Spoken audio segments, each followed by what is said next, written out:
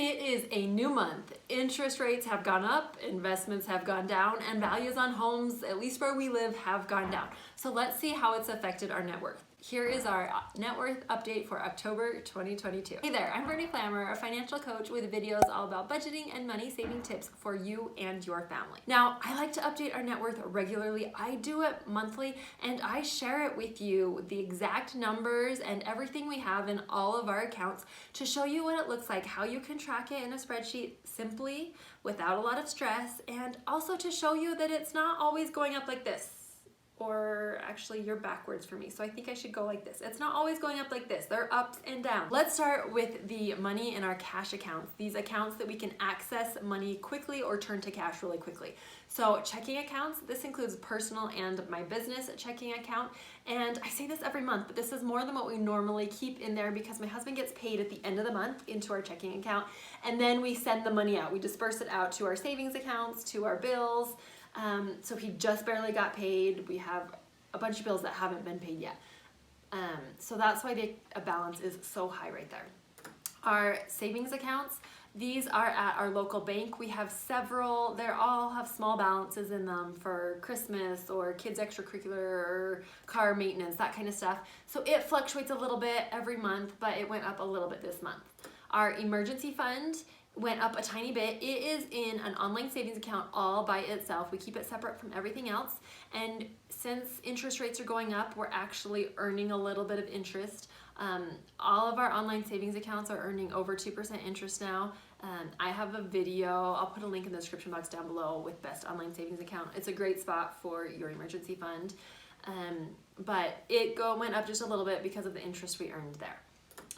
Online savings accounts, we have multiple online savings accounts. This is a lot to have in online savings accounts. The money we have in there is the money we plan to use in the next couple of years. So we don't want it invested because there is risk associated with investing. So we could lose it.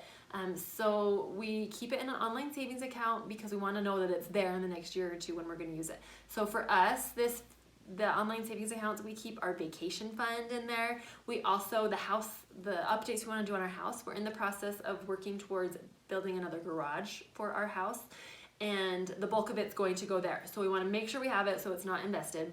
So this money has gone down a little bit from last month because we purchased the plans and we had to pay for the plans and a designer to design the plans for us.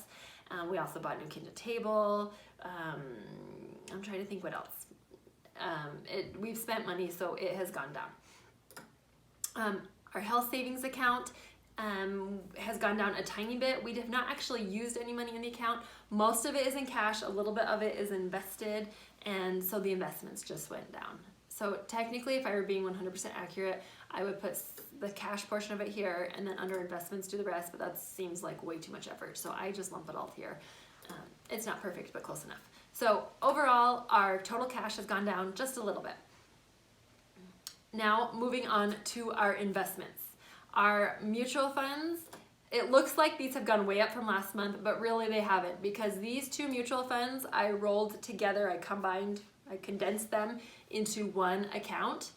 So really we had $16,500 and it's gone down by about $1,000.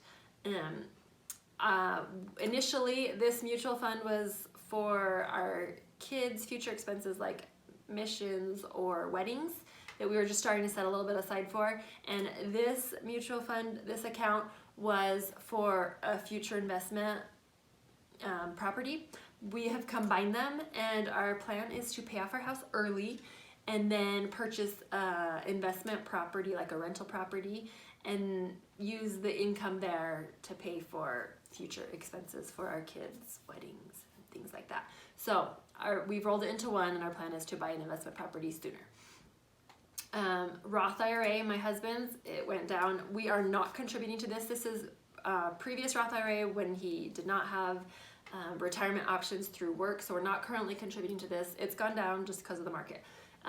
This Roth IRA for me, if you watch my monthly budgeting videos, currently we're putting $350 a month in there for me, but it has gone down. That is just what's happened with the market. This 401k Fidelity actually went up a little bit, and then this TIA retirement account, looks like we have nothing in there, but really what happened is a few months ago, we had two separate ones and I combined them. So you just couldn't see that. So it went up a little bit. This is my husband's current retirement program through his work, and it went down. We are investing into this every month. We're putting, it's about $350 from my husband's paycheck into that, and then his employer will contribute 10%, which is amazing. That's much higher than the national average, but they don't do it till the end of the year. So after a full year of working, then they will put 10% of his annual paycheck in there.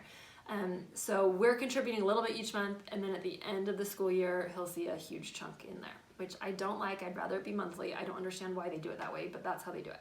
Our kids' 529 has gone down, and I realize that technically those are for our kids, not for us, but I like to track it here with everything with our net worth.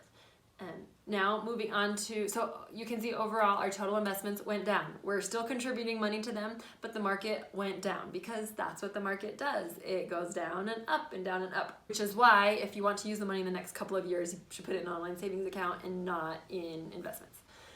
Our house has gone down in value. I don't know, let me know in the comments down below if housing prices are decreasing where you live. They have started dropping quite a bit where we live. Overall, the appreciation of a house is usually between 3 and 4% a year. So it's a slow and steady increase. I keep doing this backwards. It's a slow and steady increase. And it's a good long-term investment. However, currently this past year where we live, the area where we live, it was a 24% increase, which is insane. So that can't continue forever. So now prices where we live are starting to drop. So if you look at the past few months, it was worth $675 and it went down to $665 and $652. And then I checked this earlier in the month and it had gone down by like 20,000. I just check it on Zillow. They do their estimate. It is not the most accurate, but it is quick and easy. And that's what I started when I started tracking our net worth. I started with Zestimate, so I just use the same thing to be consistent.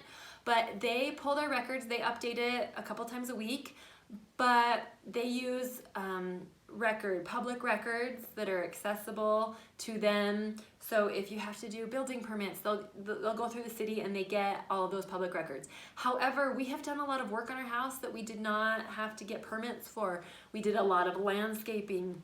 We updated our kitchen. We did redo our deck and made it a lot bigger, and we probably should have gotten a permit for that, but we were just repairing it and it ended up being a lot bigger than what we started out originally. So we did all of those things we did to our house that have increased the value, but there are no public records for that. So I went into the Zestimate and you can like manually enter in updates you have made. So our house value had gone down like 20,000, but I added in all those things that we've done the past few months, and it increased the Zestimate. So it's still gone down, but not nearly what it was supposed to have gone down, or what it would have gone down. All of our vehicles actually increased in value, which is so crazy to me, but they just went up by a tiny bit, each of the vehicles. So overall, our total physical assets went down, you can see, by about $3,000. Because that's just life. Total assets went down by $8,000, which is what happens when the value of your house goes down, when all of your investments go down, and when you spend money. That's to be expected. But let's go on to our debt. Our mortgage has gone down. We made our regular monthly payment, but then we made an extra payment, almost a full month of principal extra went towards our mortgage. So our mortgage what we owe on that has decreased. Our first and our main credit card bill is huge. That's much higher than normal. We just have been buying a lot of things and just haven't made a payment on it yet. It's going in the process, but hasn't actually gone through yet. Our second credit card, which is for all of our house expenses, is gone down to $400. So overall, our debt has actually gone up and our assets have gone down. So that's not good for net worth. So our net worth has gone down this month by over $11,000, which is almost 1.5%, which is really, really sad. Even though our net worth has gone down quite a bit, I still think it's really important to track it. It might not be quite as fun or as exciting because it's decreasing. Most of us as Americans, our largest asset is our home, and when it goes down in value, there's not a whole lot you can do to control that. But eventually it will go up. It's going to appreciate in the long run. And same with investments. They are not doing very well right now. They're going down. But that's when it's a good time to buy them or to hold on to them, because eventually they will go back up. The overall return on them, conservative, is 8 to 10% return on them. And they're in 2021, it was like 20-something% return on S&P 500. So if you hang on to them, eventually it will go up. It's just staying in there for the long haul.